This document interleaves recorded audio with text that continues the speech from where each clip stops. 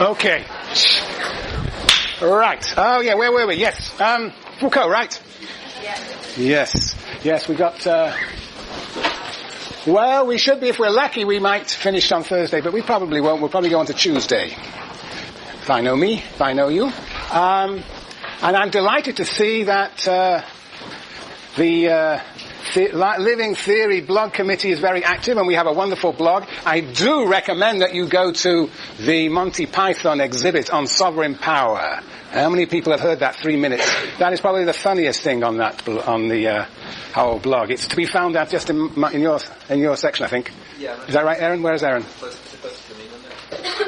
Aaron, you're always here. There you are. So if you can, yeah. Right, very good. Anyway, so keep it up. Very good. All sorts of interesting pictures there too. Right, Waffa? Yeah. Yes, very good. Very good. And who knows, I may make an appearance too. I'm already there, I think, already. You've got the Foucault000 experience of being taught. God, look at that haircut. We have, stand up, please, stand up. Lars, that's really beautiful. No, stand up again. Lars, stand up. Let us everybody see what Foucault looked like when he was 22.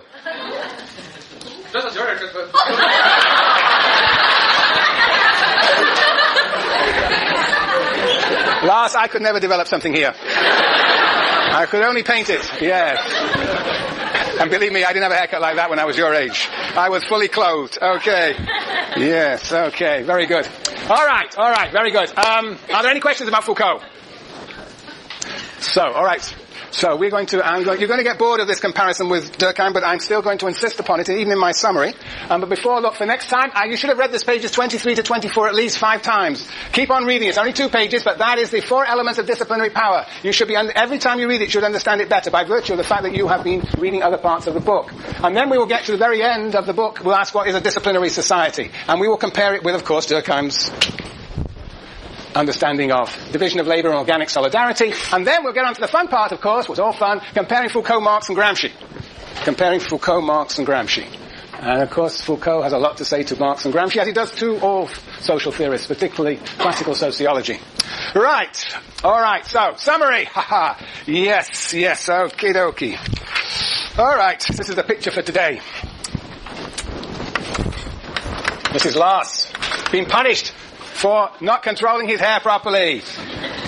Yeah. Okay, at the top, sovereign power. That's Foucault. The execution of Damien, the execution of anybody, public, this idea of sovereign power is one in which one dramatically invokes what he calls punishment of visible intensity, which is a manifestation of what he calls ascending individualism. But who is the individual? It is the sovereign. The sovereign whose power in a sense has been contested. The sovereign is the individual. The dominant class in Marxian terms are made up of individuals in this era of sovereign power. Which of course, Foucault doesn't define exactly when this period is, but he's talking about 16th, 17th century, I would say. Perhaps to some extent already still in the 18th century. And then it's based on repression. This is sovereign power. Gazing up at the sovereign. Like you gazing up at me, I am the sovereign here. In disciplinary power there will be no sovereign, there will be just a video that will show you talking to one another. Yeah, you wait. Treat and store. Well, yours kids anyhow. Okay, right. As opposed to Durkheim, mechanical solidarity. Same phenomenon, execution, but here what's at stake is the collective consciousness, the repairing of the collective consciousness, and the punishment of the criminal. But the punishment is to repair the collective consciousness, to build that mechanical solidarity. Same phenomenon, completely different interpretation. For Foucault, this sovereign power gives rise ultimately to disciplinary power. And I've had endless discussions, arguments with your GSIs as to how one goes from sovereign power to disciplinary power. I claim there is no real theory in Foucault of this transition. What this disciplinary power ultimately corresponds to, I think, is in fact the rise of capitalism, the rise of division of labour, capitalist division of labour. But anyway, I don't think has a theory of transition of why you necessarily go from A to B. Well, what is this disciplinary power? Basically, this disciplinary power is diffused throughout the institutions of society, and there, in all those institutions, we have regimes of micro-penalties. And we have a descending individualism. Now the focus is not on the sovereign disappears, and the focus is on the individual who are subject to power, who are subjugated. Descending individualism. Yes. And here the idea is to rehabilitate those individuals that go astray. Rehabilitation, correct training, inculcating the correct behavior that is part of disciplinary power. As opposed to Durkheim, who definitely thinks that mechanical solidarity will necessarily give rise to organic solidarity. There's an evolutionary sequence, a necessary evolutionary sequence it seems, and associated with, instead of micro-penances, he has localized consciousnesses in these institutions of society that keep those institutions together, make them coherent. He talks about, you remember, the cult of the individual, as opposed to this descending individualism, the cult of the individual, the focus on the individual, the idea of respect for recognition of individuality. Yes, and finally the point is not to rehabilitate the individual, but to restore, restitution, the restoration of social relations. Not rehabilitate individual, but restoration of social relations. Yes. And all of this, I'm afraid, is over here. It's the division of labor. This disciplinary power is necessary for the division of labor. This focus on the individual.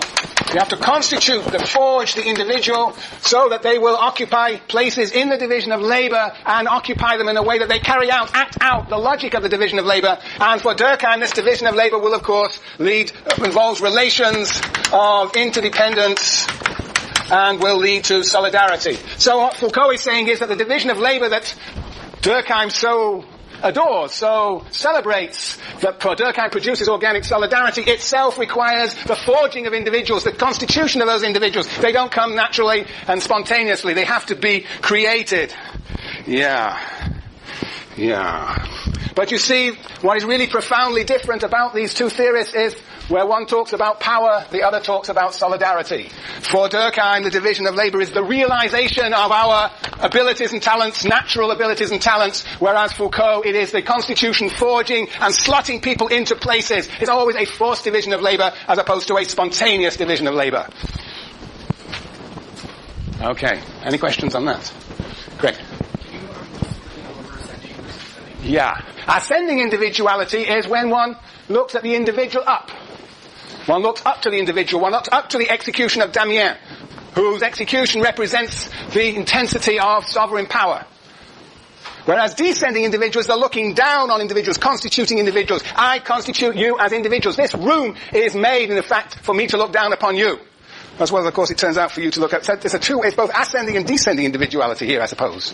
But the ultimate disciplinary power is actually in which the observer is invisible, which we'll come to. That is ultimately the panopticon. But basically it is those who are dominated that are constituted as individuals. Cases, files, having IDs, taking exams and being graded. The focus is on the descending individual. On what Foucault calls descending individuality. Is that? Yeah? Any other questions? Yes, Jessica. Sorry, you don't get it? Well, tell me that you don't get it at the end of today. Wait, just repeat what you said.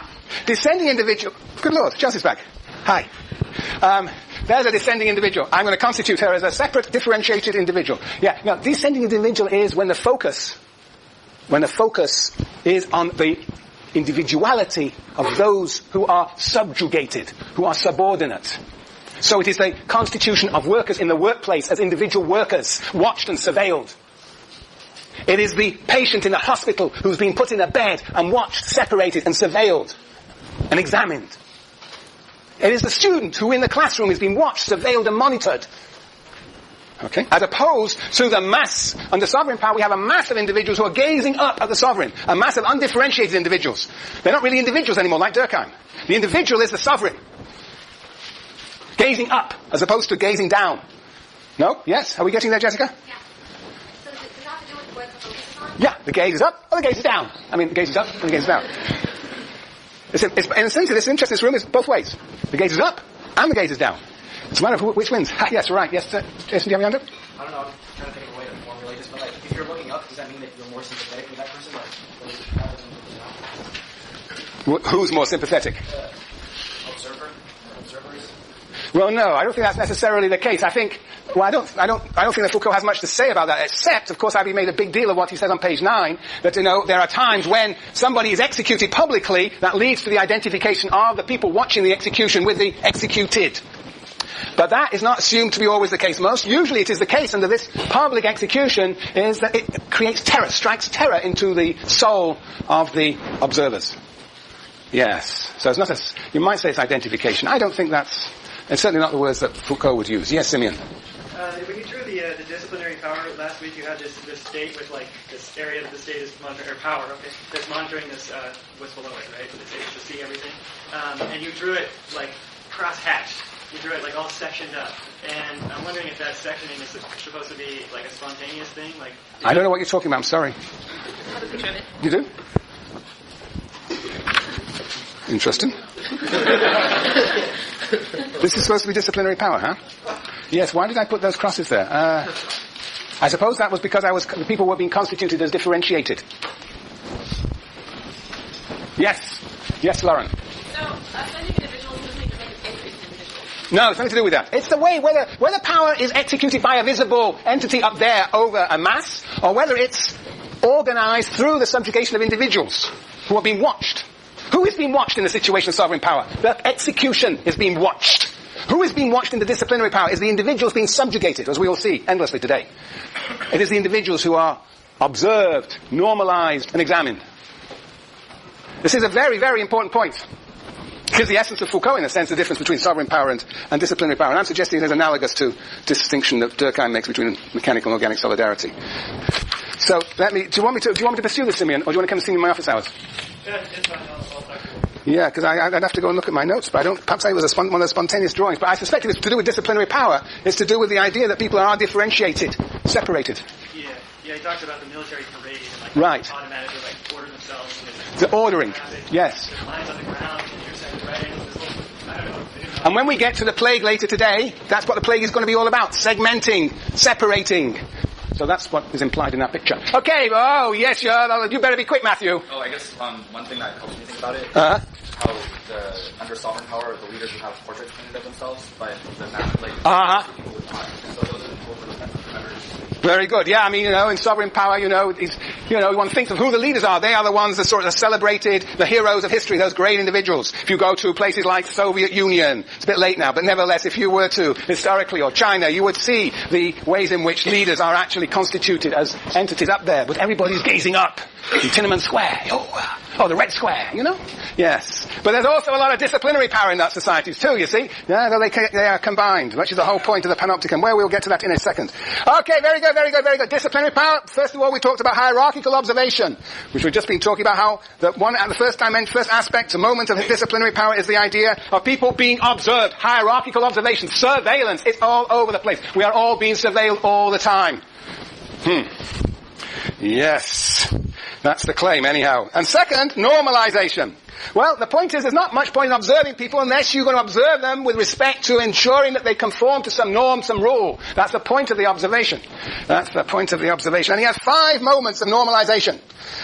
First moment is that basically there exist in many institutions, he would say perhaps in all micro-institutions, schools, hospitals, prisons, military camps, there exist what he calls small penal mechanisms to extract conformity. Conformity in this class, that you appear on time, you don't leave halfway through. You don't chew your gum too loudly. Yes, but I can't stop you looking at Facebook. I don't do Facebook. You see, immediately internalize it, immediately feel she's been accused. I didn't even mention her name, Sonny, right? So that's it. That's the power of observation and normalization. You have all fear of being observed. Anyway, so these micro penalties that extract conformity. Then second point is evaluating failure. That basically the point of normalization is to evaluate people's failure to actually perform according to the rule, according to the norm. Yes. And then third, punishment as corrective. The point is, punishment is not an expiation, it's not a revenge. Punishment for Foucault is a form of training, a form of corrective. How were you punished when you were in high school? Anybody ever punished in high school? Felipe, you must have been punished. Never! Oh! You are the perfect Foucauldian subject, the docile body. Never punished. You never deviated from anything. Never got caught. That may be true, but... Has anybody ever been punished here?